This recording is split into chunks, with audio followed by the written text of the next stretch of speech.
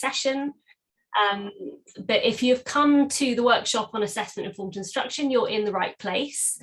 My name is Alice Cornish. I'm a director at Better Purpose, and I'm going to be moderating today's discussion on behalf of the two organisations who have brought us all together today, Central Square Foundation and RTI International. If you haven't already, do introduce yourselves in the chat and share where you're dialing in from, the organisations that you represent. It's great just to learn a little bit more about who's in the room with us. Now, I know that some of you on this call joined us way back in September last year for the launch of RTI International's how-to guide on assessment informed instruction, which is part of a wider series of how-to guides that RTI have developed relating to the science of teaching foundational literacy and numeracy, funded by the Bill and Melinda Gates Foundation. Now, since September, Central Square Foundation have developed a companion guide, the Practitioner's Guide to Embedding Assessment-Informed Instruction in the Classroom, which has been informed by RTI's how-to guide, but also brings out the really practical experiences of a number of organisations in India and elsewhere who are working really hard to embed assessment-informed instruction approaches in their classrooms.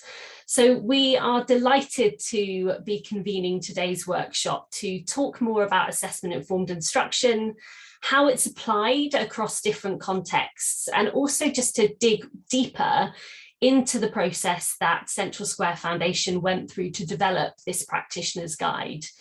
We also have the opportunity to turn over to you all today and hear from your experiences, your perspectives on the challenges and opportunities to embed assessment-informed instruction in your own context and in your own work. We also have a follow-up workshop tomorrow. I hope lots of you will be joining for that one. It's a slightly longer workshop. But in that, we'll be diving into some of the specific recommendations that are made in the guide and bringing them to life by inviting some of the case studies that are included in the guide, some experts, to really share how they have applied some of these recommendations in practice. So we're really excited about that. And hopefully, if you have the opportunity to join that, that would be great. Just to run through very quickly our agenda for today. So we have an hour and 45 minutes together. We're going to start off with a keynote presentation from Christine Beggs at Room to Read, before turning to RTI International to tell us more about the how-to guide series in general. And then we'll have the opportunity to hear from Central Square Foundation, who will be telling us more about the practitioner's guide. And then we'll be moving into breakout discussions about how you might adapt the guide to your own context before wrapping up and finishing off with some final feedback and closing remarks. Just a few housekeeping points. Hopefully this is all pretty standard for us all who spend our lives on Zoom these days, but one thing that would be really useful is if you're able to rename yourself on Zoom to include your full name and the organisation that you represent. And the way that you can do that is just hovering over your name in the participants list. If you pull up the participants list, clicking on more, and then you can select rename. That will be really helpful through the chat, but also in the breakout rooms as well. We're in a meeting format on Zoom today, so it's not a webinar format, which means that you can speak up, you can share your video. What we would ask is that you keep on mute unless you're speaking today. And I'd also recommend you can select your view. I would recommend that you keep it in speaker view just because there are so many of us on the call. A few other things. So our chat, we're going to be using the chat function for comments, reflections, questions. We want to keep this session really interactive and engaging. So do share in the chat. We really want to hear from you. We'll be recording today's session and share that afterwards. So if you want to rewatch or share with colleagues, that's fine. And we also would love for you to share on social media this conversation. So CSF_India will be live tweeting throughout. So follow CSF India. And if you're tweeting, we really encourage you to use the hashtag Science of Teaching, as this is all part of the broader work around the science of teaching.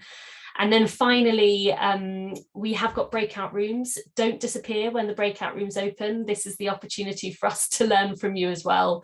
So we're really looking forward to that, and hope you are too.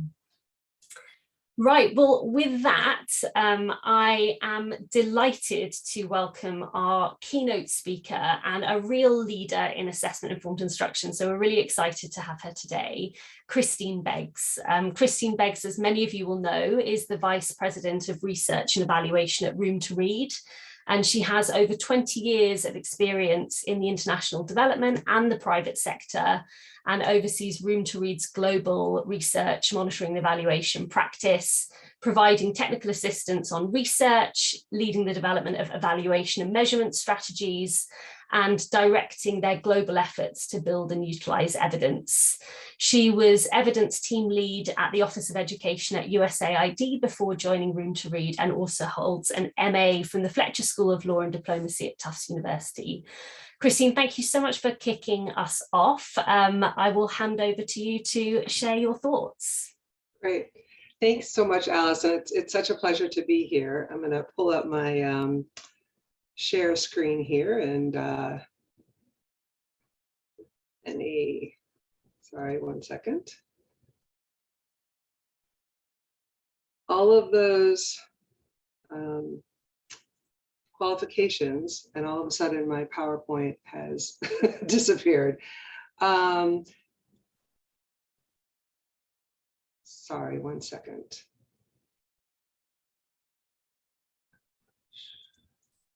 Okay, are you seeing it now? Yes, right? Okay. Yeah, perfect. Thank you so much. Just navigating between all these different platforms. And I am also going to, okay, so great. Pleasure to be here. I'm really excited for this conversation. As Alice mentioned, this is a body of work that we've been focusing on for quite some time. And as part of the Science of Teaching Advisory Committee, Room to Read's been really engaged in this work. And so it's exciting to see how these instruction guides, these how-to guides, and all the work we're doing, kind of pulling best practice from across the sector, is translating into actual work and contextualization. So I'm excited to hear about that and all the work that everyone else is doing on that. For just this brief talk, I'm going to talk a little bit about how Room to Read conceptualizes this work, what our model is that we've been working on for a number of years and implementing, and then importantly, kind of talk about some of the opportunities for improvement that we see, some of our early lessons learned, and some research and kind of experimentation we're doing to improve our own support and implementation of assessment-informed instruction. So for us, how do I get rid of this little bar here? Sorry. Just so you can see the top of the slide. So Alice? we're seeing it, I think. I think it's clear for us. Okay, terrific. Okay. Yeah. Okay, so for us, when we think about what are we solving for with assessment-informed instruction, and when we think about this, we think that teachers need to be able to, first of all, know who may be struggling or excelling, right? Have a sense of their overall class as well as individual students' skill levels. Know why and how students are struggling or excelling, and at an individual level, and again, a classroom level. Know what to do about it. What is the action plan in response to student skill levels? And then, of course, have the strategies and the resources to respond to it. And we're asking for all of that to occur in a context what's going on like this, right? And this is a very typical Room to Read supported classroom in Tanzania. So I think for us, it's been really important to remember as we're thinking about our strategies and our model, to recall that this is the context the teachers are sitting in and supposed to know, on an individual level and a classroom level, what the skills of their students are, and then how to adapt instruction. And of course, this is in a context with, fairly limited instructional time just to even kind of deliver the lesson plans and deliver the scope of the curriculum, also limited resources, and a lot of other factors. So this is something we've been trying to kind of come back to as we think about how to improve our model. So next I'm going to share, the first and foundational step, right, is the most foundational step is for teachers to know what their students' skills are in the classroom. And we here, these are some findings from research that I led in Rwanda that as part of a larger study on instructional time. And we asked teachers to estimate the reading skills of their students. And then we assessed those same students using the same prompt that we used with the teachers.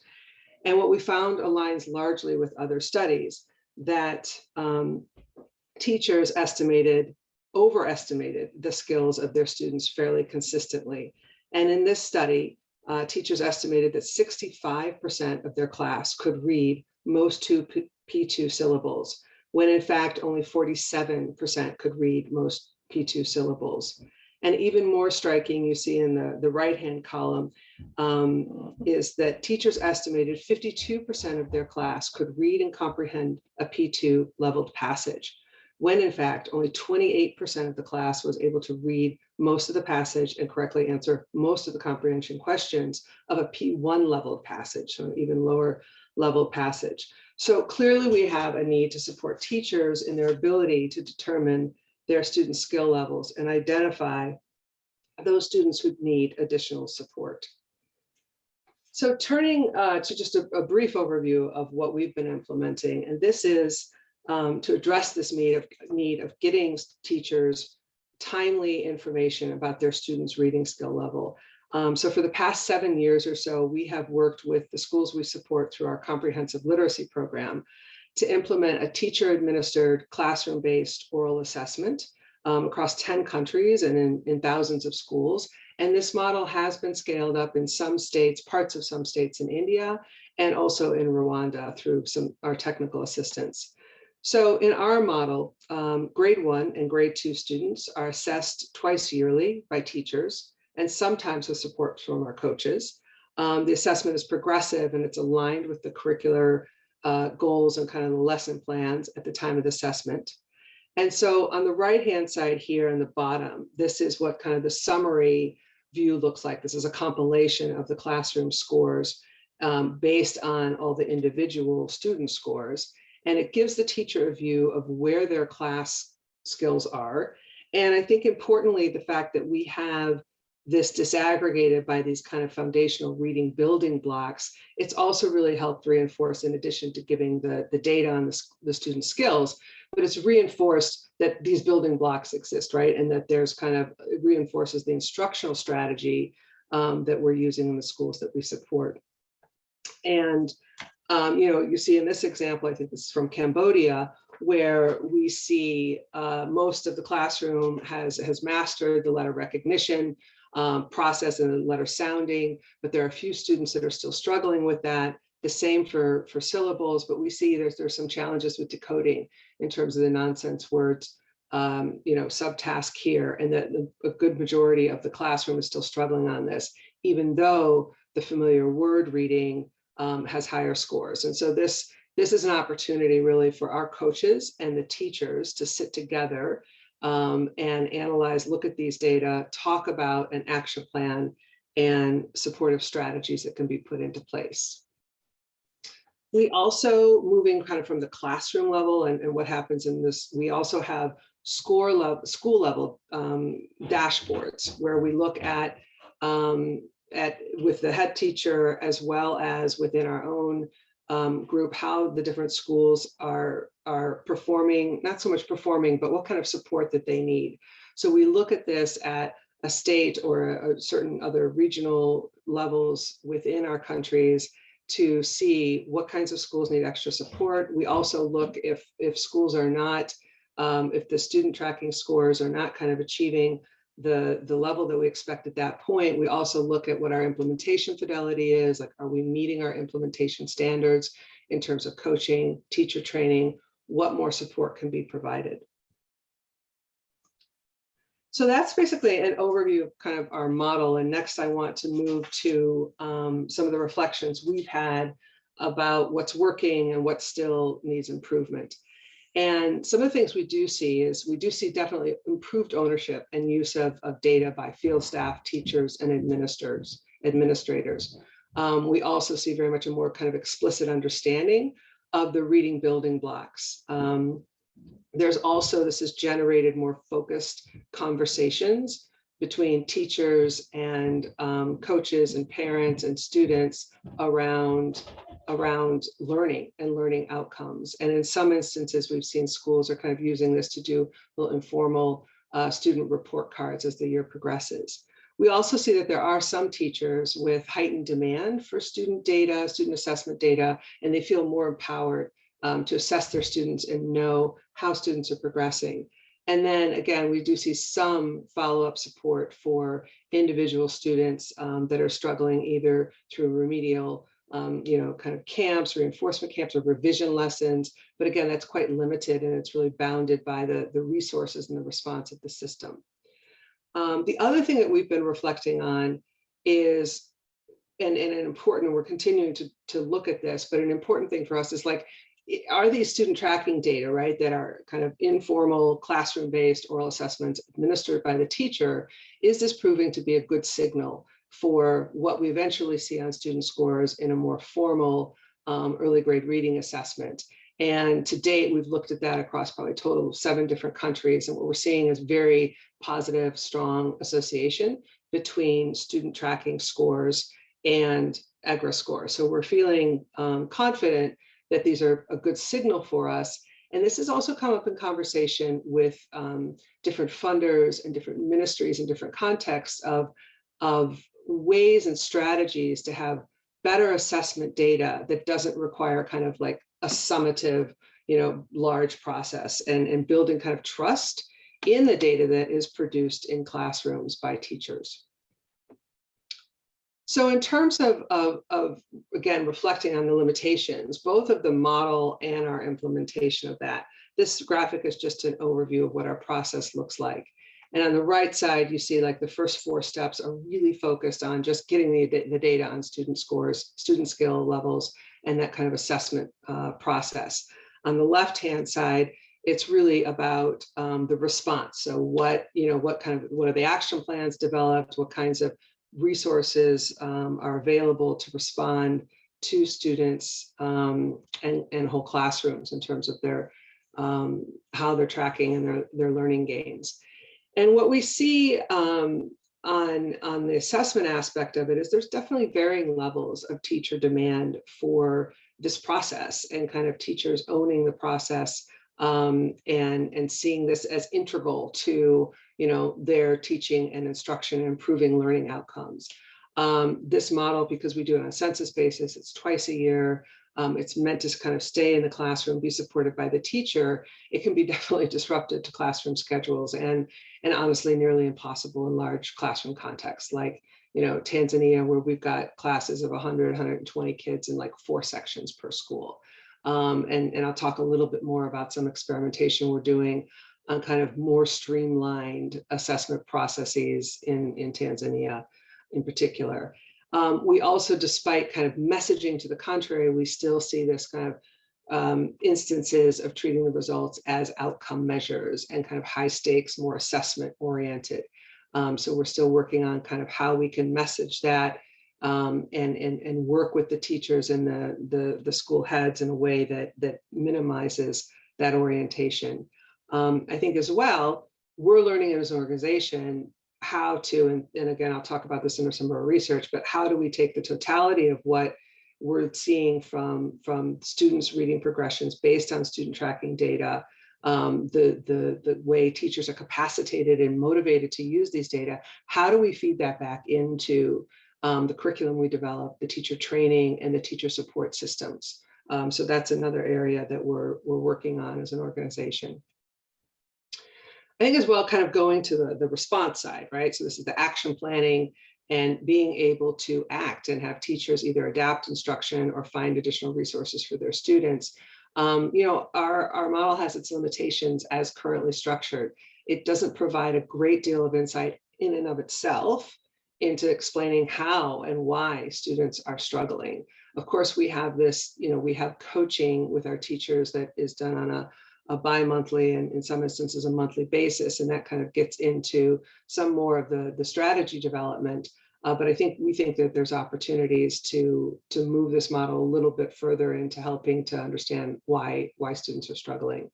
Again, because of the timing, it's twice yearly. We all know, right? There's very little time and kind of scope and room for flexibility often, and kind of trying to deliver all of the scope and sequence in a particular early grade classroom. And so one of the things we're trying to look at and improve is how we build more flexibility and adaptability in, and actually be able to really use the data.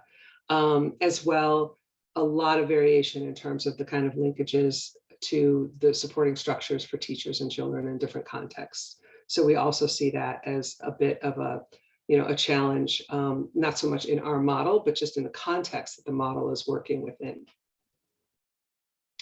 So, I want to move now to the research that we're doing. So as we look at this, and we've been kind of thinking about our research agenda for this, how we think about kind of deconstruct what we're doing, what our model looks like, what our implementation and support looks like, we've identified kind of 4 different domains that we're thinking about. And I think I wanted to share this today because I think it's relevant to the work that Central Square Foundation has done in their own adaptation of the Assessment Informed Instruction How-To Guide. Probably a lot of the conversations that are going to be coming up about like how to make this the best model and fit for your context.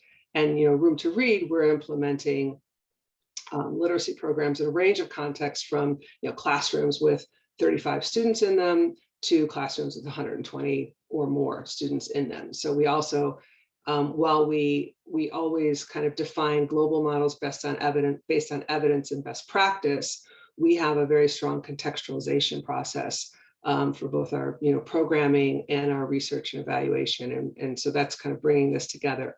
So we're looking at instrumentation, the kind of the scope, the format, what we're measuring, the alignment with the curriculum. We're looking at administration. How can we modify or look at different models for the modality, our sample, right? So questioning all of those aspects of how we administer the assessment. And then to the analysis, right? Have we got our dashboards, right? Are the kind of red, yellow, green that we see in our dashboards, is that really ending up to be a good signal and the right kind of categorization of schools as we eventually measure kind of learning outcomes more formally?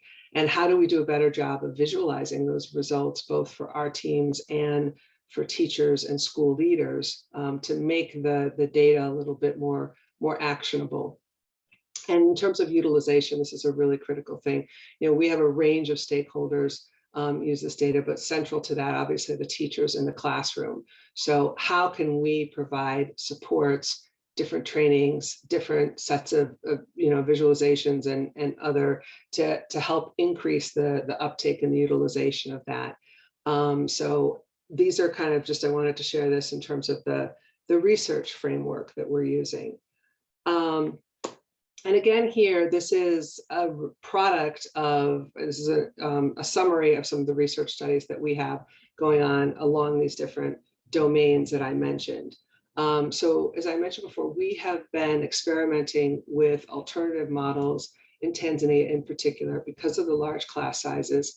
And we're moving into a second pilot looking at multiple assessment designs, everything from group written administration to individual written administration. And then in addition to kind of looking at the implementation feasibility, the resources required, the teacher's experience with that, we're also looking at the concurrent validity of those different modalities with a more formal EGRA to kind of understand what the different response patterns are, what we're seeing from students in our first pilot, which was done last summer in Tanzania. And the response patterns, we were seeing that students tended to have more complete response, more attempts in the oral one-on-one administration as compared to their attempts in the group written administration.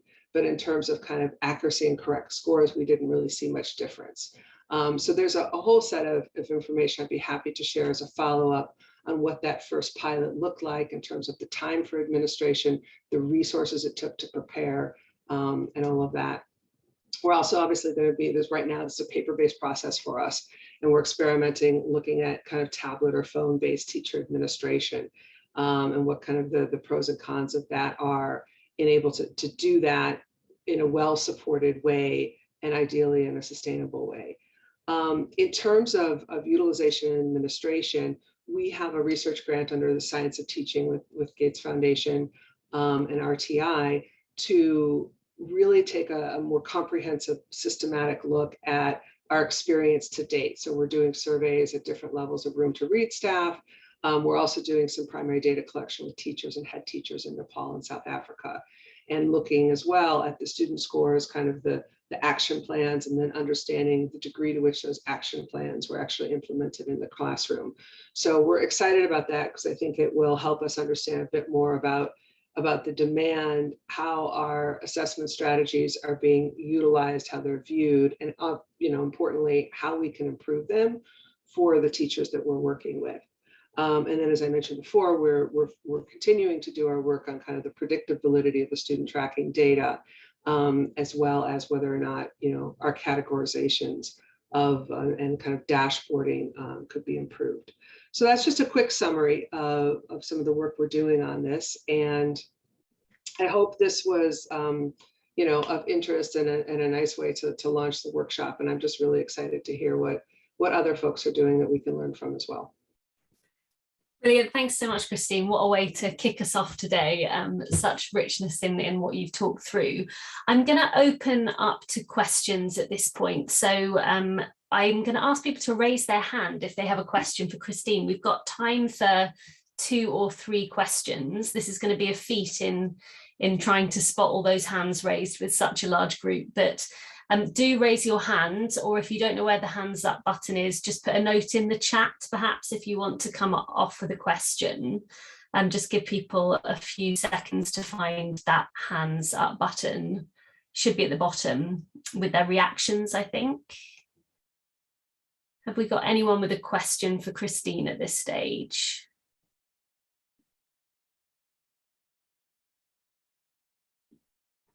I've got one. I think that is... So if you've got your hand up, do you want to come off mute and introduce yourself and ask your question? Pradeep, go ahead. Thanks, Alice, and thanks, Christine, for this presentation. I think very well summarized and very well articulated the challenges and also the real classroom situations. I'm still stuck in that slide where the teacher, their expectation of the classroom performance and the actual result. So the huge difference between that, like from more than 60% teacher thought that their children should be able to do those things, and the actual result was 28 or 18. So just wanted to understand whether teacher, gave reply because they wanted to create a better impression, or they actually didn't know where the children were, because generally we feel teachers know where the class and where the children stand. So just wanted to explore a bit further that particular phenomena. Yeah, it's a great question, because you've got that kind of social desirability bias, right, in the response, also potentially, in addition to perhaps just kind of trying to find the right level to respond, even if they don't, if they're not sure. And I can't speak to that and go into the minds of the 100 teachers that were part of that survey. But I think those data are consistent with a lot of other data that I've seen in terms of teachers consistently overestimating their students' reading skills in the classroom, and understandably not having a handle on what they are. Because I mean, we've all been in those classrooms, and even classrooms. I mean, Rwanda maybe ranges like, the biggest classrooms are maybe going to be like 65, but they're double shifts, and they've got a very small amount of time to deliver the lesson. So kind of the time, even informally in the classroom, to be able to kind of prompt students individually and ask for the individual reading or watch some paired reading, whatever, it's very minimal. So I think in a sense, it's almost kind of reasonable to expect that they wouldn't have a very good sense, and perhaps they're leaning on, the work that they see with the students at home or in the early grades, depending on the system. Oftentimes they don't have those summative, assessments that really look at those different reading building blocks. But I think it's a great question, something that could use some more exploration. Thanks, Christine. Thanks, Pradeep. I think we're going to go to Joe DeStefano next. Joe, do you want to come off mute?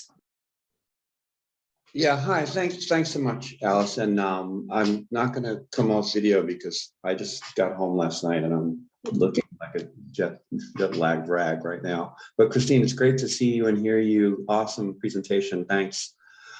Just a quick follow-up on Pradeep's question. There's a great paper that's come out on looking at teachers' overestimation of student performance in South Asia. And then we just did some research on this in Tanzania as well. And the findings are all consistent with what your data was showing from Rwanda. So I think this is definitely an issue that assessment-informed instruction is well designed to try and tackle. I just wanted to ask you if you could share, if you've written up the results from that Rwanda that you showed, and if you could share a paper or. Yeah, sure. It's on the USA deck. I'll share the link in the chat. Okay, great. Thank you so much. Yeah, you're welcome. Perfect. There are a few more questions coming through to Christine. I wonder, Christine, whether you might be able to take a look at them and respond through the chat. I think there's quite a few sort of comments and thoughts there that it'd be great to continue to pick up with. Christine, is there anything, sorry, that you're seeing there that you wanted to mention now? Just to say, I'm just looking here. Shifting teachers' beliefs, the question about shifting teachers' beliefs and practices around formative classroom-based assessments, what can be done in teacher training and coaching. Yeah, I mean, I think this is really the heart of it, right? In terms of teachers, teachers have a limited amount of time, and they're probably quite rational in how they use that time, right? And they want to see the learning outcomes. So I think what's really critical is that through the coaching process, we're able to do the co-assessment, have the action plans, and when teachers see progress in their students and they're able to go back and cover a particular topic or set of skills, and then see the progress with the students. And one of the strategies that our coaches use is really just to focus on one or two key things through the observations, and also in their coaching, based on the assessment data. And so that they're able to kind of come back to that strategy that was used and really reflect on that with the teacher in terms of what improvements they're seeing in the classroom. So I think that, like I said, teachers make very smart, very rational choices on how they spend their time, and they've got to see the value in this in terms of student learning outcomes. I think that's the key thing. But the study that I mentioned that we're doing with Science of Teaching is really looking at a lot of the orientation and kind of that those kind of constructs and domains around behavior change and adoption of certain practices with regards to assessment. And we're also looking at kind of self-efficacy for assessment, self-efficacy to adapt instruction based on assessment data. And so we're excited to see how that works out, and we'll be sharing that report out for sure. Brilliant, thanks, Christine. And do keep your questions coming for Christine. Hopefully some of those she'll be able to respond through the chat, but also we can probably follow up afterwards. So don't hesitate to keep them coming. I'm just going to, at this point, move on to introduce Wendy, who's going to tell us a little bit more about the work that has really informed this practitioner's guide that we're talking about today. And it's the series of work relating to the science of teaching FLN. The guides that RTI has produced on this topic and others are available on www.scienceofteaching.site, and perhaps we could just paste that in the chat as well for those who want to follow that link. Dr. Wendy Ralingita is here today to tell us a little bit more about this work. Wendy is a specialist in curriculum and instruction with over 25 years of experience in teaching, training, and teacher education, as well as in education program management. She provides technical leadership and support to curriculum and materials development and teacher training interventions in reading and writing for mother tongue and English as a second language, as well as mathematics for the primary grades. And she currently serves as the principal investigator of the Science of Teaching FLN program, which is funded by the Bill and Melinda Gates Foundation. So I'm going to pass over to Wendy to tell us a little bit more about that work. Thank you, Alice, and everyone for joining us today. And Christine, for that really wonderful example of the deep work that you've been doing on assessment-informed instruction. I want to take a minute to reflect on that phrase, assessment-informed instruction, and point out that the most important word in that phrase is instruction. You know, sometimes we get hung up with the assessment part. I think some of us may recall, I may be showing my age, but about 25 years ago, there was a emphasis, a push in many countries on continuous assessment systems. And the idea at that time was a very laudable effort to move away from a very high stakes end of year exam on which many times students were passed to the next grade or not. And so there was an effort to move away from that and have more continuous assessment. But in many cases, it resulted in quite elaborate systems, and there was very low levels of teacher uptake. And I think one of the reasons that may have happened was because it wasn't, the instruction part was missing. It wasn't about how can teachers use the information from assessments in order to inform their instruction. It was still, you know, how do we show what marks students are getting by the end of the year? And even now, sometimes there's a fascination with assessment tools and assessment processes. And to many degrees, as difficult as that can be, as Christine pointed out, with large class sizes and all, the using of the information by teachers can often be even more difficult. And that is the end goal. So I want to always make sure that we don't lose sight of that instruction piece of that phrase. And I really appreciated in Christine's presentation how she showed in that cycle at the end, half of it was the assessment and half of it was a response. What do teachers do with that information? And she started out also with these 4 key points about assessment-informed instruction. It's about knowing who may be struggling, how or why, what to do about it, and to have strategies and resources to respond. And similarly, in our guide, we discuss key questions for assessment-informed instruction, like why am I assessing as a teacher? What am I going to assess? What methods am I going to use, and how am I going to use that information? So I've really appreciated the Gates support for assessment-informed instruction, recognizing the importance of the assessment piece, yes, but especially the instruction piece, and how what you learn from assessment then informs instruction.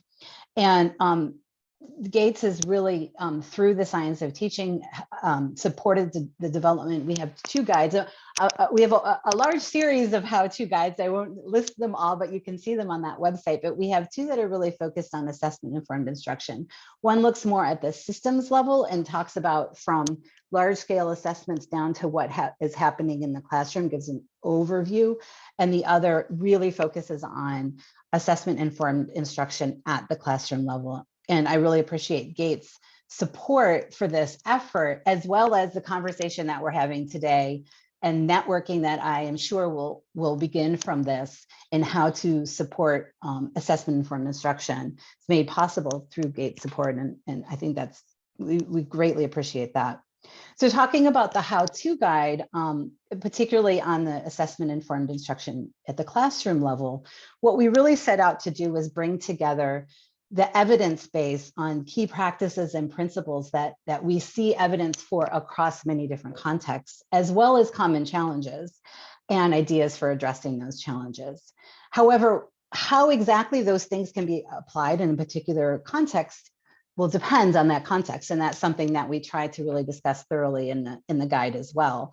That Christine pointed out, the class size in Tanzania, which is in common in many places, but not all places. So what kind of challenges are faced and how to face them will differ from context to context. So our guide tries to lay out some different possible ideas for addressing some of those challenges, some of a variety of types of formative assessments. It discusses also a continuum that you may find teachers on in terms of moving from being very, very new to doing any kind of formative or assessment informed instruction to being quite adept, and how what you can do, what you can provide to those teachers as support, as tools, is going to depend on those levels. And in that guide, we look at different types of assessment, how teachers move through those questions of why am I assessing, what to assess, how to use the information. We discuss how various ways that teachers can be supported, such as through materials, pre-service, training, and ongoing support. And so we were really excited after we finished that guide and had a launch webinar when Central Square Foundation got in touch with us and let us know and shared that they were working on this practitioner's guide, where that group really took the how-to guide, the Science of Teaching how-to guide, reflected on the principles in it, and looked at what was already happening in the Indian context, as well as looking at some other examples that would be useful from different contexts to really flesh out the principles that had been laid out in the how-to guide, and looking at was happening in India, some of the tools that already existed, and really work to unpack really practical application for the Indian context, but that also could be useful elsewhere. And some of the highlights that really stood out to me are, aside from the amazing format that they have that makes it very, very accessible and user-friendly, are the existing tools that they shared, the practical examples, and then also some of the interpretation and explanation they have done to take some of what was in the how-to guide and make it very accessible to practitioners in their context. And I think this both sets up things that can be directly used in other contexts, but also the process of how anyone, groups working in any place can reflect on the principles in the how-to guide and develop something similar for their context. I also want to put, before finishing, I want to put a little plug in for some of the support we have available under the Science of Teaching. We have a pool of TA support, where if there is another group or organization in another context that wishes to do something similar to Central Square Foundation, really thinking through, okay, how can we adapt and take for our context, there is some possible support through Science of Teaching. And so I just wanted to put that out there following this webinar, to welcome any such groups to get in touch with us if you're interested in further support on how to work through this process. Thank you very much. Thanks so much, Wendy. I think that's really whetted our appetite to dive into that guide. And so I'm delighted to welcome next Anustup Naik and Shivam Rawal from the Central Square Foundation, who have led the development of this guide that we're talking about today, and are going to be telling us more about the context for developing it, what's in it, and the process of developing it. And as I mentioned, we have a follow-up workshop tomorrow for those who want to go even deeper. Anustup, we're going to start with, is the project director at Central Square Foundation, leading the classroom instruction and practice team. He has nearly 2 decades of on-the-ground experience in education reform and was part of the founding team at Exceed Education. He holds a Master's of Education from the Harvard Graduate School of Education and an MS from Georgia Tech School of Public Policy.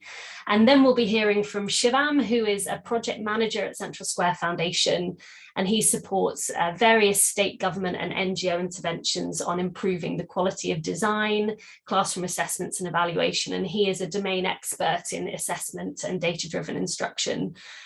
He is an aspiring education economist and will also be joining the Economics and Education MA at Teachers College, Columbia University, as a Fulbright Nehru Master's Fellow for next year, which is really exciting. Let's hear what Shivam and Anustup have to say, and then we'll have time for some questions.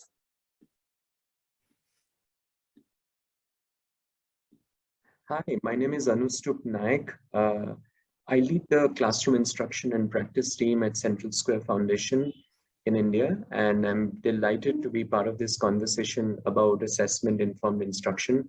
I'm also very grateful to our colleagues at RTI, Better Purpose, and the Bill and Melinda Gates Foundation, and many other organizations who have come together to build out this knowledge base on a very important topic, which hopefully is going to impact a lot of teachers and students across the world, and especially in low and medium income countries like ours. I'm going to spend the next 8 or 10 minutes talking about 3 things. One is I'm going to share a little bit about our learnings from the challenges of implementing assessments in India, largely working with our technical partners, NGOs, and governments here. I'm also going to talk a little bit about the features of the assessment-informed instruction guide, which we think is going to make it very useful for many practitioners. And I'm going to speak a little bit about what will it take to create an assessment-informed instruction ecosystem. And my colleague Shivam is going to take that conversation forward. A little bit about Central Square Foundation. Central Square Foundation is one of India's leading education philanthropies. We are working from the entire spectrum of innovation to policy.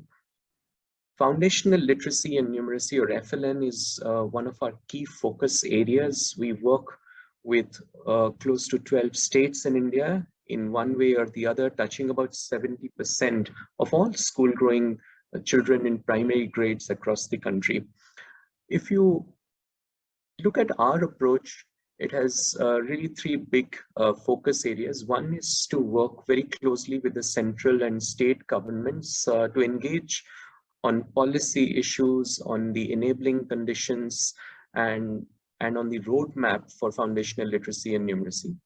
We also work on the ground in the partnerships with the state governments, especially for adoption and sustainability of these large-scale solutions on the field.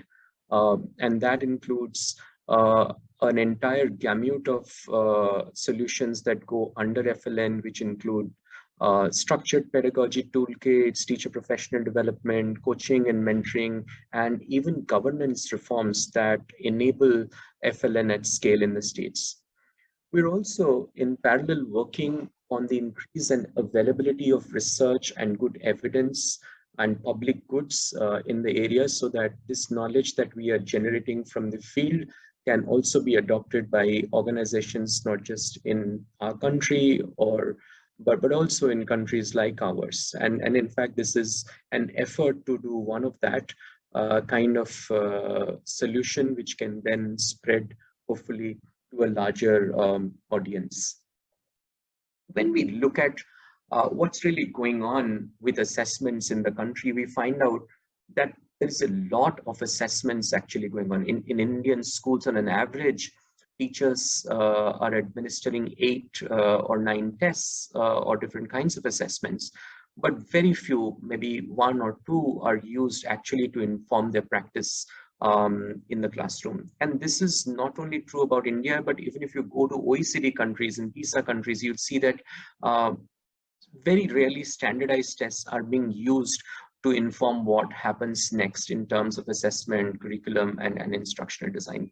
Several years ago, JPAL conducted an randomized control trial on a policy initiative that the Indian government took to introduce comprehensive and continuous evaluation, which was a way to sort of introduce assessments in a relatively low stakes way, so that they can inform instruction. But what we saw is that the policy had almost no effect on classroom instruction. So obviously something is missing. So what's missing really? One of the things we find out that when you go to the classroom, you find that teachers miss adequate support to implement assessments in a meaningful manner. There isn't any specific time for daily assessments in the timetable. The training modules don't give them enough support on how to conduct meaningful assessments and how to use that data. Even materials that the teachers use, like textbooks or teacher guides, don't indicate what, when, and how assessments are going to be used. And therefore, a lot of teachers miss pragmatic understanding of how to use assessment in the classroom. And even when teachers want to implement assessment-informed instruction in the classroom, there is very little step-by-step pragmatic guidance on how should they go about it. First, the purpose of these assessments is not really clear, and the data is not really published in a way so that teachers can actually use that assessment. So most people lose track of the very reason why they're assessing children.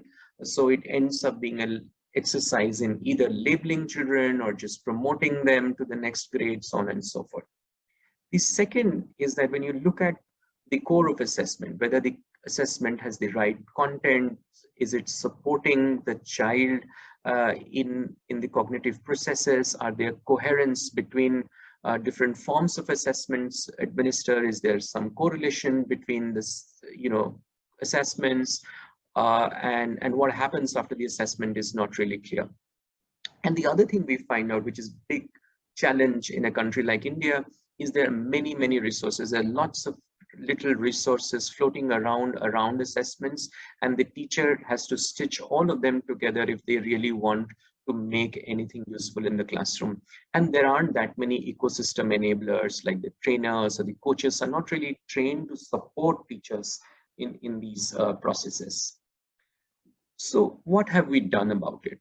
In the programs that Central Square Foundation is supporting with the help of our excellent technical partners like Language and Learning Foundation and Room to Read and Vikram Shila and Madhi, what we have done is we've tried to weave assessments into the structured pedagogy framework. So if you look at the diagram, it has really two sides. You can see on the left side are classroom resources, and on the right side are professional development enablers.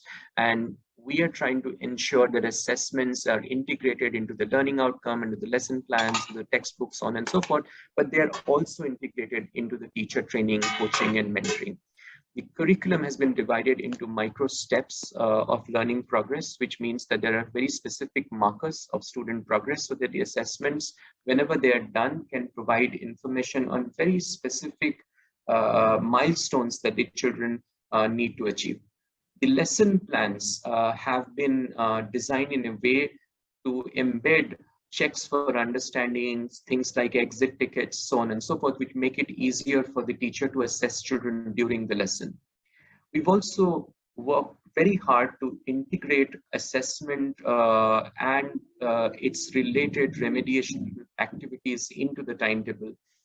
You're going to hear some really interesting case studies where we have a 4+1+1 approach, where 4 days of teaching, 1 day of assessment, and then 1 day of remediation based on that assessment. There is dedicated and structured support for struggling learners so that you catch that struggle early on in the game and not wait till the end of the year. We are also ensuring that our trainings and our coaching and mentoring is also supporting assessment-informed instruction. Finally, coming to the guide that we have developed, we felt a need for creating a guide that is really simple, easy to understand, yet has some very, very pragmatic ideas on how to ensure that assessment-informed instruction can be easily understood. So the first thing we've done is to ensure that it's a guide written by practitioners for the practitioners, so that we are really not talking down to anyone. We are looking at colleagues who are going to use this knowledge in their day-to-day work. The second thing we have done is try to hunt for tried and tested case studies of assessment-informed instruction in the classroom, both in India and across other countries, so that you get some really useful examples of field-tested methods.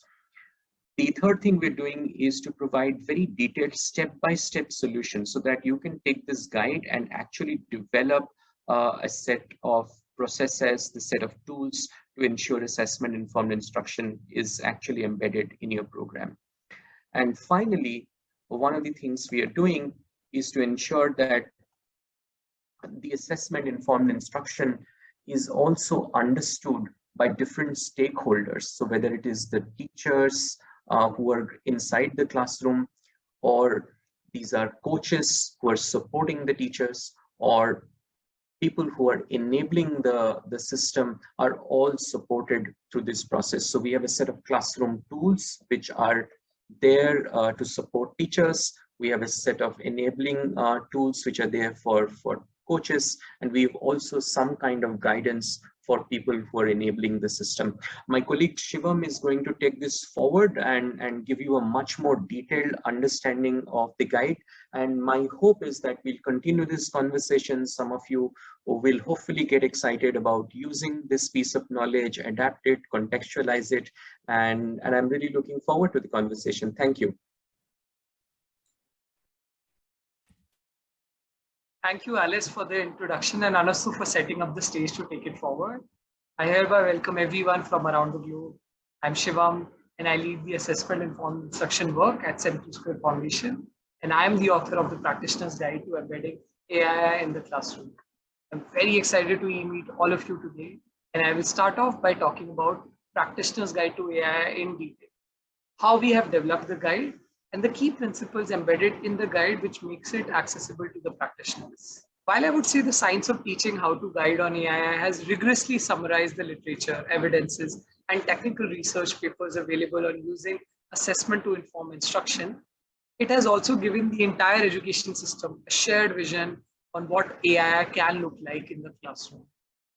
Keeping in mind the lens of implementation and last mile stakeholder in education, we have gone a step further and focused on what works and how to actually do it in a classroom in an easy to digest language for practitioners. Our intended audience for the guide is practitioners in the system, which includes academic trainers, coaches, mentors, program leaders, policymakers. What you will also find in the guide is that the recommendations are clearly demarcated as per the role of practitioner in the space. You will find call-outs in the guide which are based on examples directly from real-life classroom situations. Also, the recommendations are broken down into micro steps for ease of practitioners to digest and implement in the classroom. The guide also features best practices in the form of case studies from programs in low and middle income countries with similar context to India. Finally, it includes icons, visuals to make it very visually appealing and easy to read and digest for practitioners. So overall, it's a one-stop destination for all practitioners looking to embed AI in their program.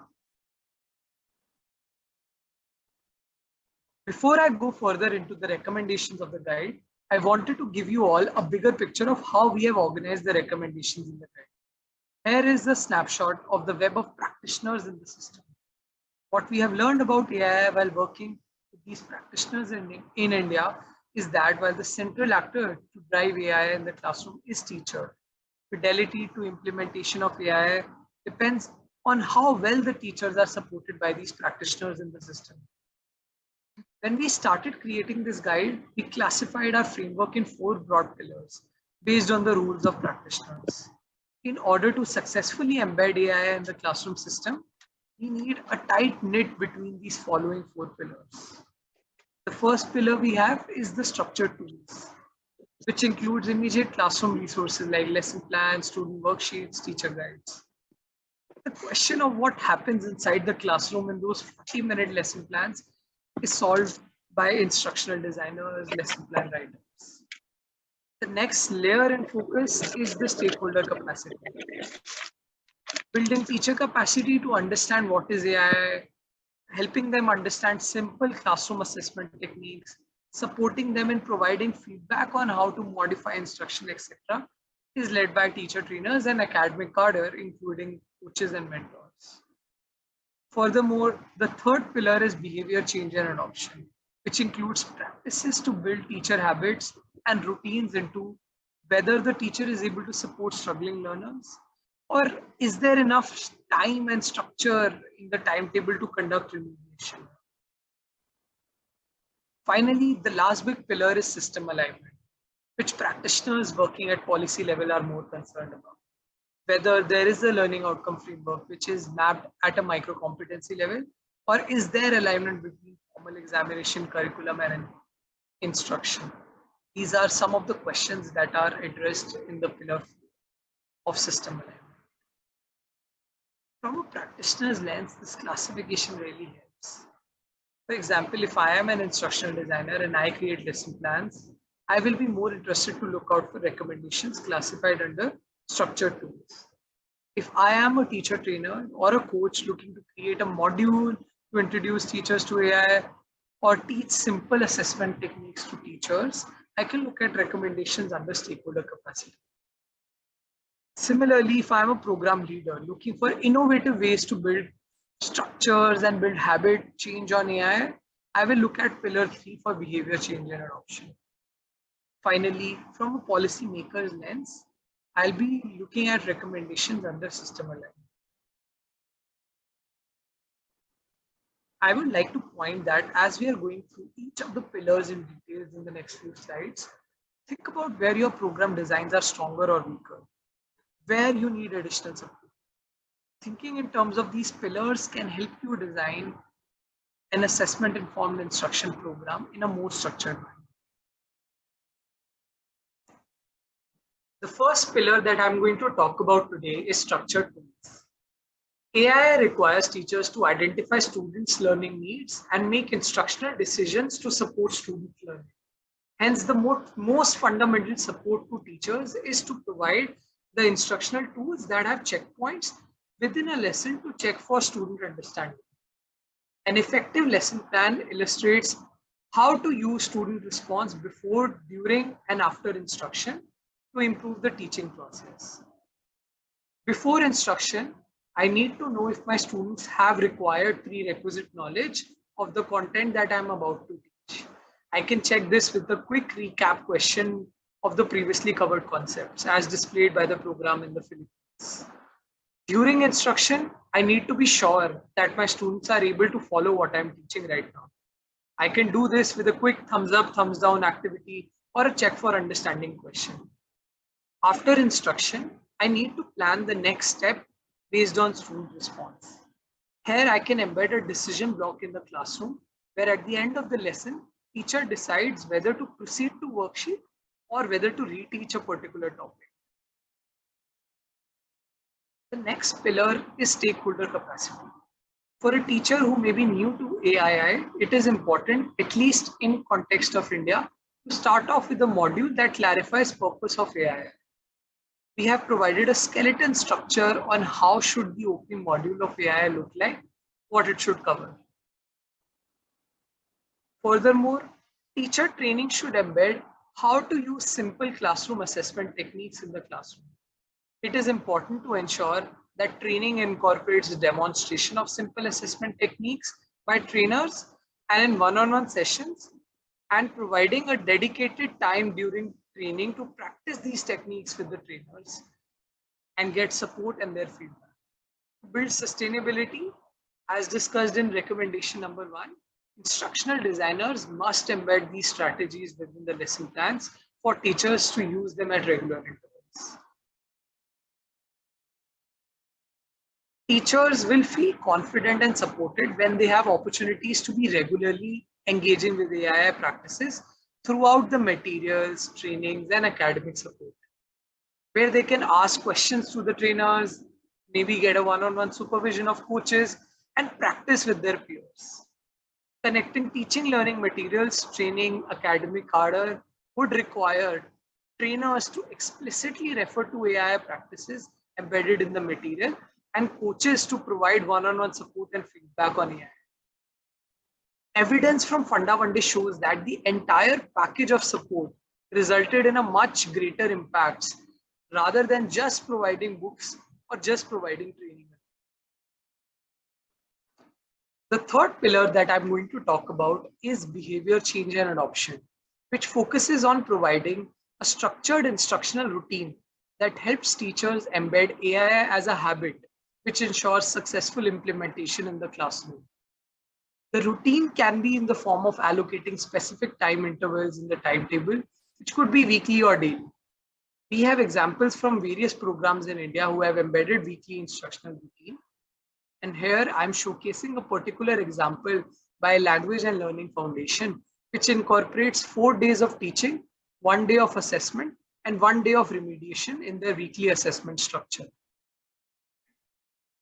Moreover, these routines can be in the form of structures established by coaches, which could either be a professional learning community of teachers who come together to discuss about their classroom practices, or it could be using digital technology to conduct data-driven review meetings.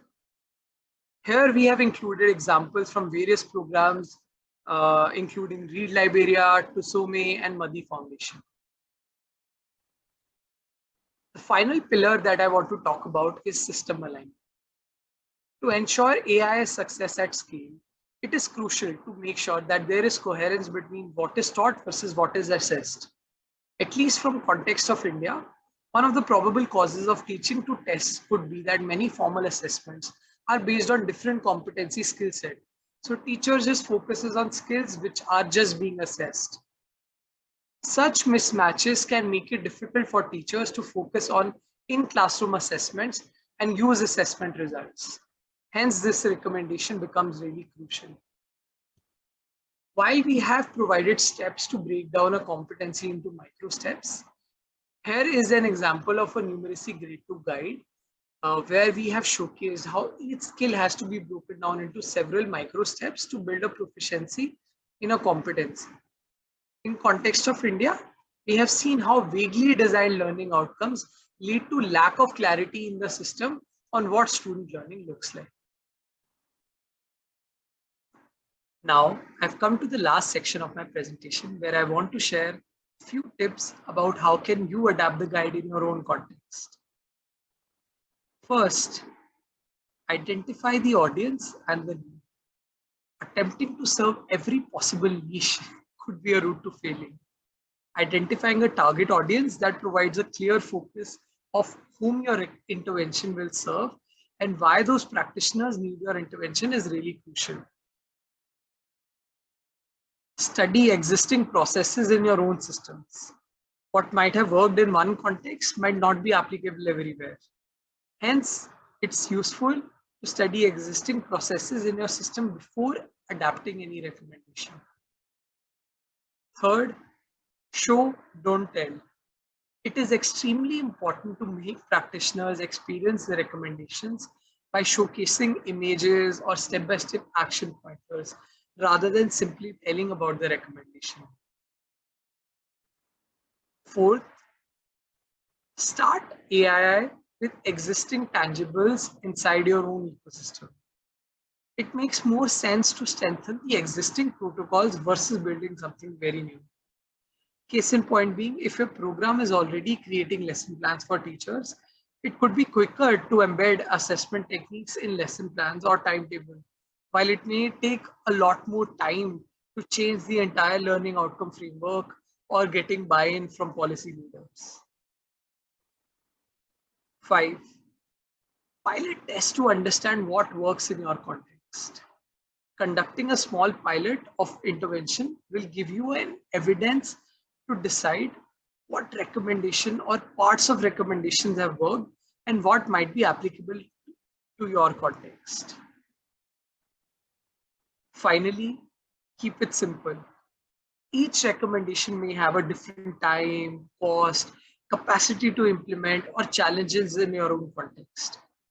Hence, it becomes essential to keep your intervention simple and accessible for practitioners. That's it from my end today. I hope you find the guide useful in your efforts. Thank you for listening, and we hope to continue to engage further. Brilliant. Thanks so much to Anustup and Shivam for talking through the guide. It's such an incredible resource for our sector. So thank you for Central Square Foundation for leading that. We've got time for a couple of questions. I know that there are a few coming up in the chat. I wondered if Adala perhaps wanted to ask the question about standardization. I know Anustup had some thoughts on that, or I can read it out if you don't want to jump in. Adala, are you there? So I think the question there was about how you ensure assessment tools are standardized for teachers to ensure consistency and uniformity across schools. It's a really great question. Anustup, did you want to take that? Yes, no, that's a great question. And I think Shivam referred to it a little bit. A couple of things. One is that while it's very hard to have every single assessment standardized, but a couple of things can help. One is, if you remember, Shivam spoke about micro competencies, and that's very critical. While starting this journey, I didn't know how critical they would be. So the way we look at it is that when you are learning is like climbing, a house, then the house has ladders and stairs, and then there are floors. So if you define them well, then you know exactly where children have to are supposed to reach. So having those micro competencies can help you do two things. One is to assess whether children are at what level, but also when you target teaching to that level after the assessment, if you look at the left side of Christine's graph, I think that's where you can target things better. There was also a counter question on that by Sonam. I don't know if you have access to that question, or if Sonam wants to ask that question, which I'd love to take on as well in this conversation.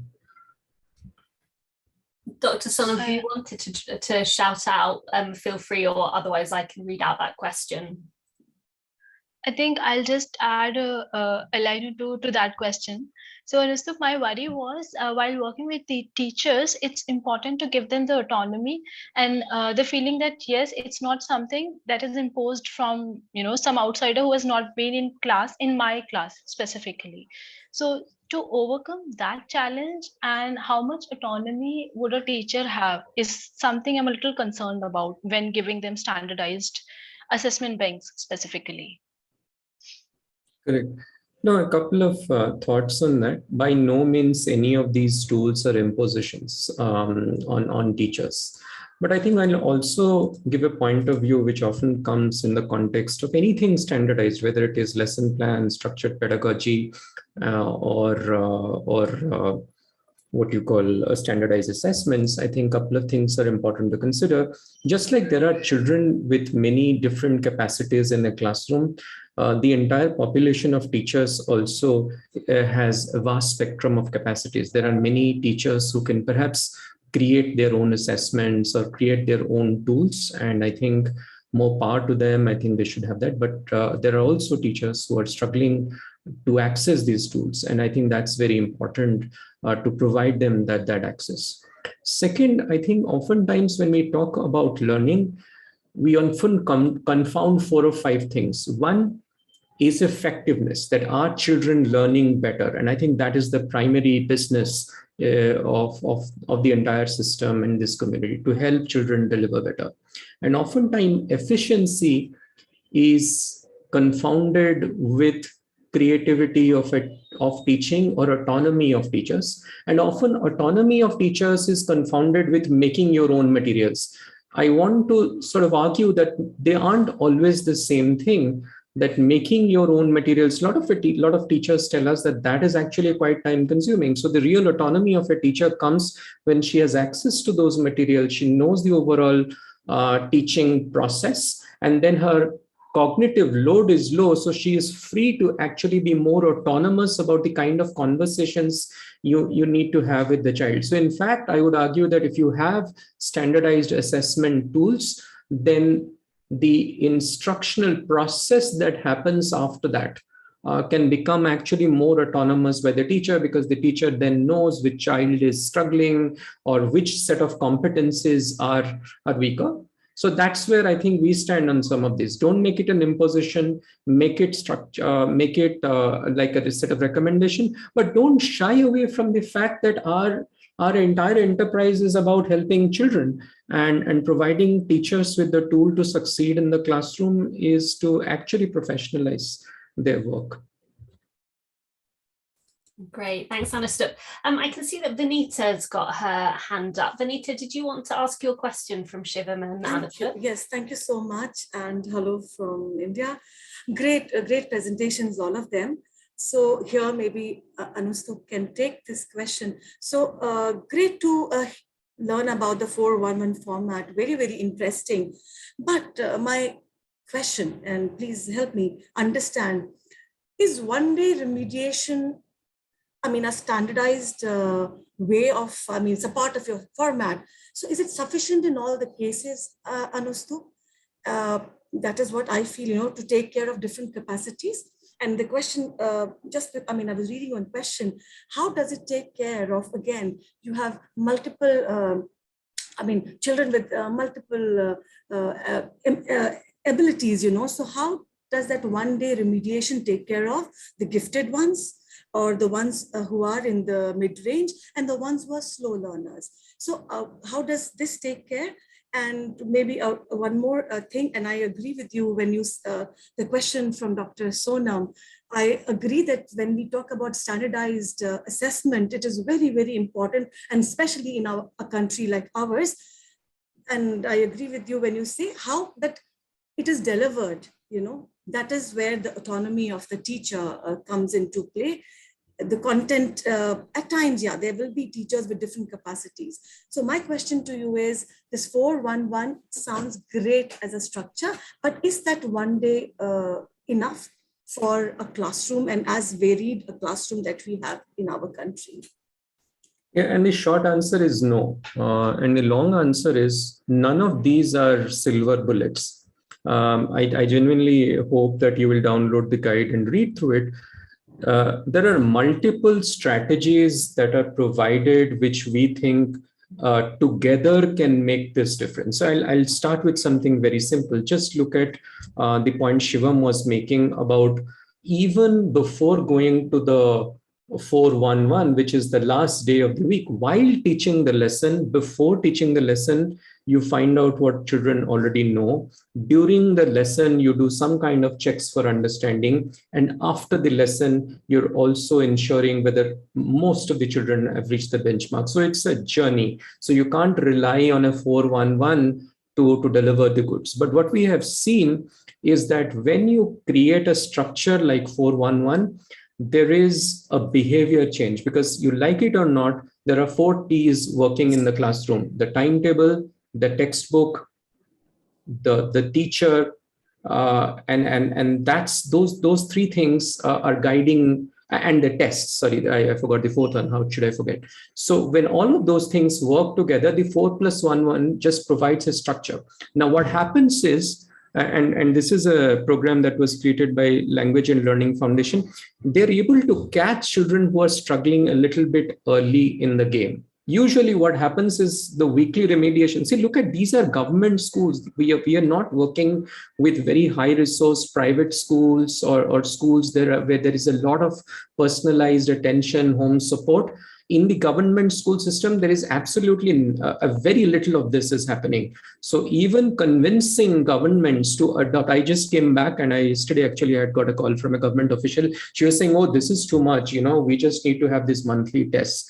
So sometimes these are these are strategies which we need to put in place to place, and they work together with other things. I don't think we should hang our hat on any one strategy and make it a silver bullet and think that itself will deliver results. So I largely agree with you. And I think on the standardized things, I have said what I had to say. I don't think in fact, too little standardization is the problem. If you go to a doctor and want them to, test our child and understand what children need to be administered in terms of medicines, I think we need some kind of scientific process to understand. And like Christine was telling, there are 4 or 5 basic skills in literacy, the big 5 skills. So if I'm a literacy teacher, I need to understand where exactly the child is struggling. Is it in decoding? Is it in, is my sound recognition not a challenge? So we need some degree of scientific approach to this.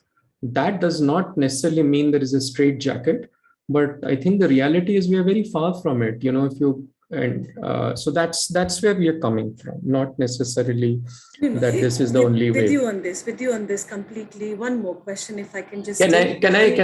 Can I just, because we're short of time, if you post your question, maybe Shivam or someone could address it. You don't mind, because there are others who are also asking. I just give some airtime to them. We'll do that. Thank you so much for your time. Bye. Thank you. And I think on that, we are going to move to our next session.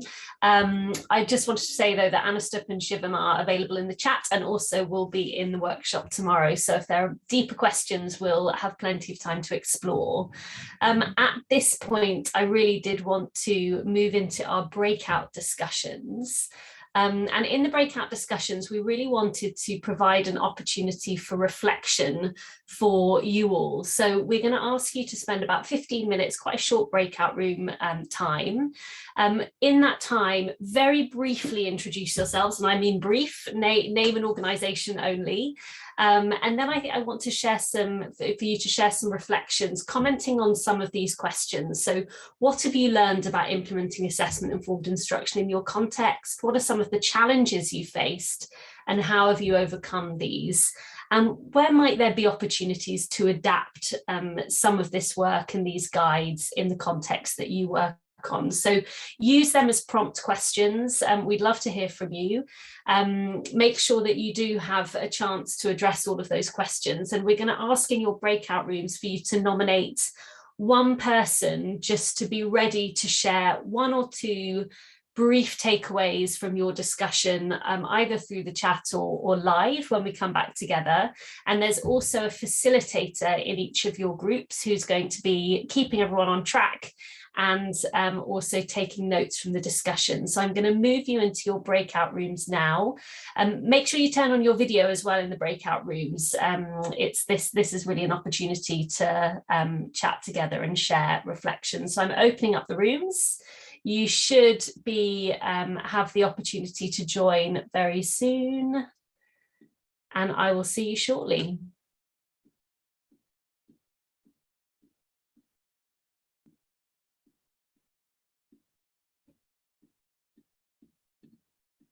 I think some of you I'm just adding now, I think, who joined a little late.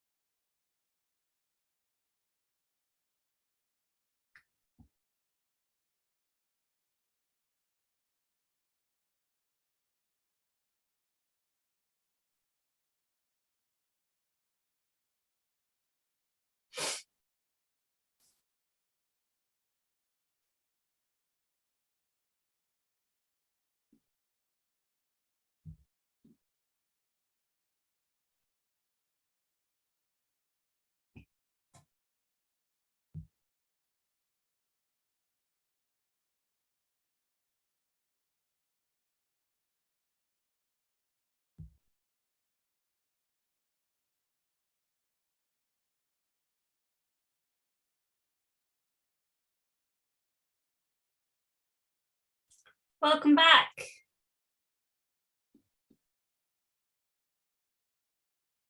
Just give people a few moments just to join us again. I think people are trickling in.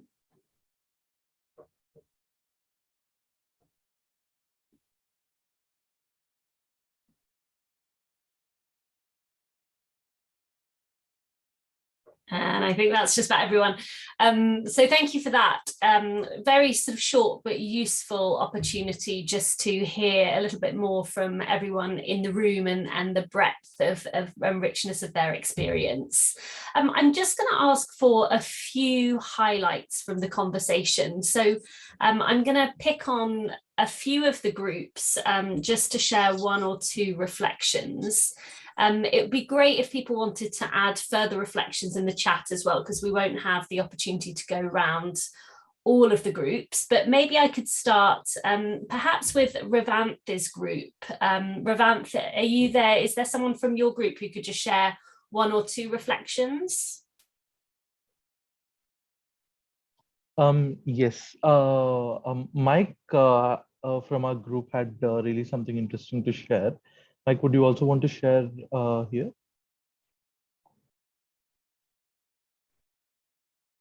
Yeah, I think he was referring to Mitch, and I know Mitch was a little.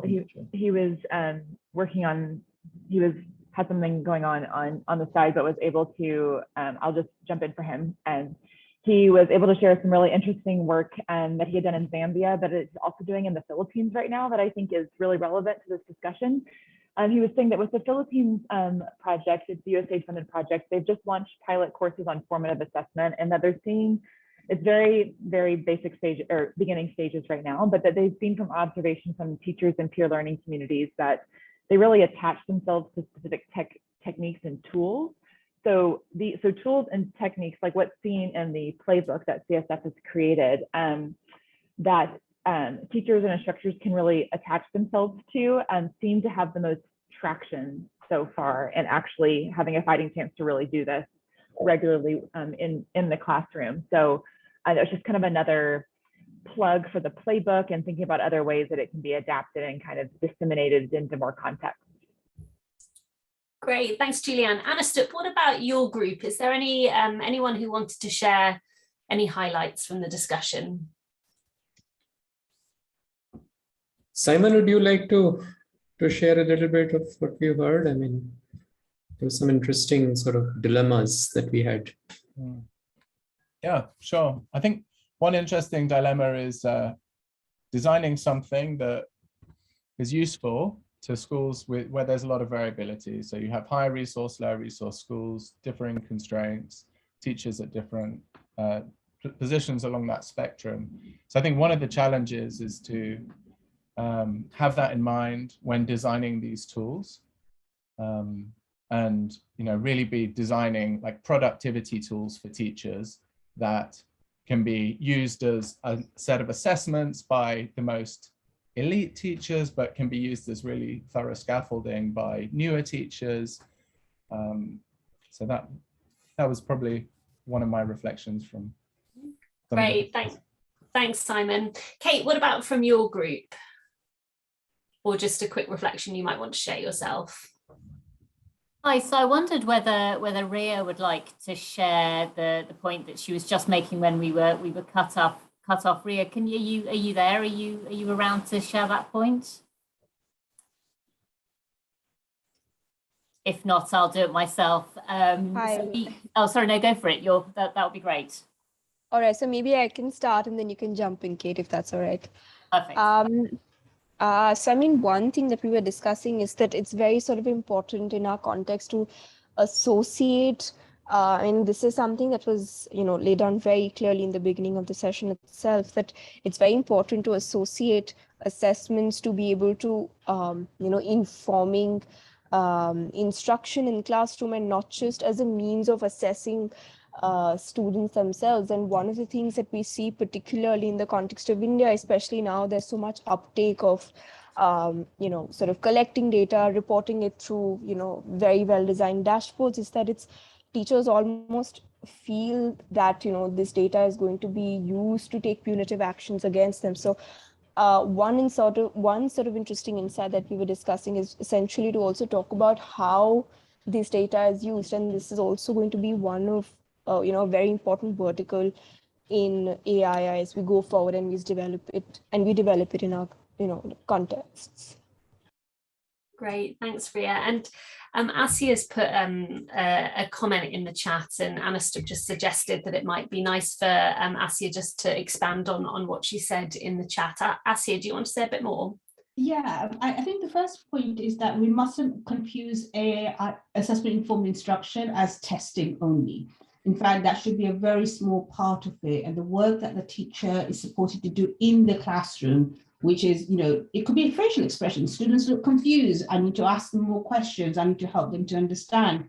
Or the thumbs up, thumbs down kind of aspect. So, and then how teachers use this to plan their next lesson, or when they're marking their homework, then they adapt the instruction accordingly. I think this is the first important point. The second point is about what it does for students who are at risk of falling behind. Firstly, it identifies them.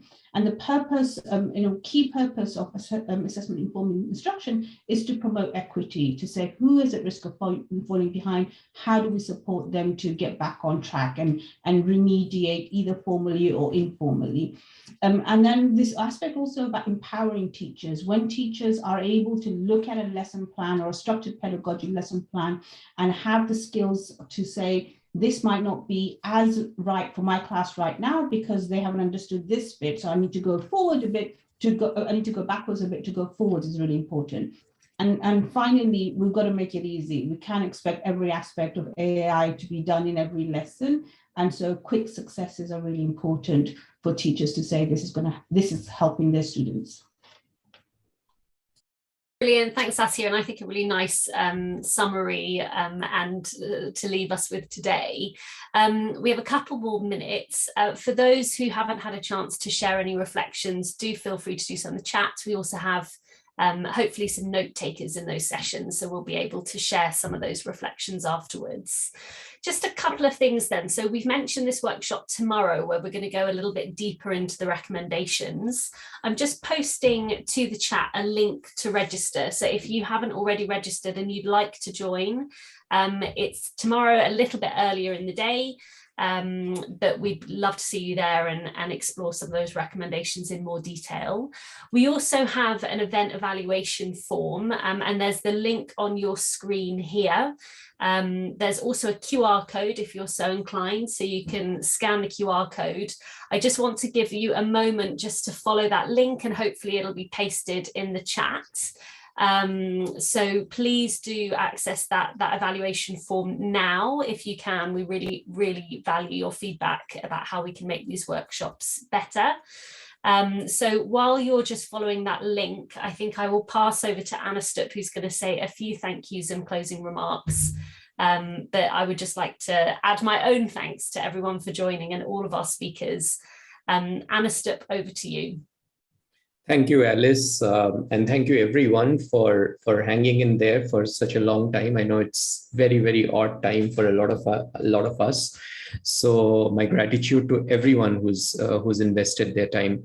This has been a very, very long journey, and I have several people to thank, especially Christine, Wendy, Alice, Julianne, and a bunch of colleagues from and Asia, who's been in a guiding light for a lot of this work. Special thanks to Shivam, who's kind of been the linchpin from the very time he even interviewed with me. I was just sending him a screenshot today of his interview, and he always wanted to do this even before he joined. Many colleagues at CSF, especially also our colleague Kaustuv. You see all these fantastic diagrams and all the visuals. That's all Kaustuv's work. So thanks to everyone. I'll also share a couple of thoughts I had or reflections that I had, which I learned from everyone. I think Christine shared some very, very interesting thoughts around why AI can result in more ownership, more focused conversations, more understanding, and kind of create demand for student learning among teachers. And that's so much about the culture of a school, that's about the culture of a classroom, that can change if you bring in assessment-informed instruction. The other point that Wendy made very important, and I think if I had one t-shirt, I would probably make a t-shirt out of it. It says, instruction is the most important word in assessment-informed instruction. I think, and we should never forget that. And Shivam made many, many interesting points, especially the last couple of slides where he gave some very interesting recommendations around if you choose to take this work into your context, pilot it, fit it into your existing structures. And just like Asiya said, assessment instruction need to be made really easy for teachers. So I would leave you all with that thought that how can we make this almost be woven into the stream of teaching and learning into a classroom and not just a standalone event. So that's my hope, and I hope that all of you would download the guide, read.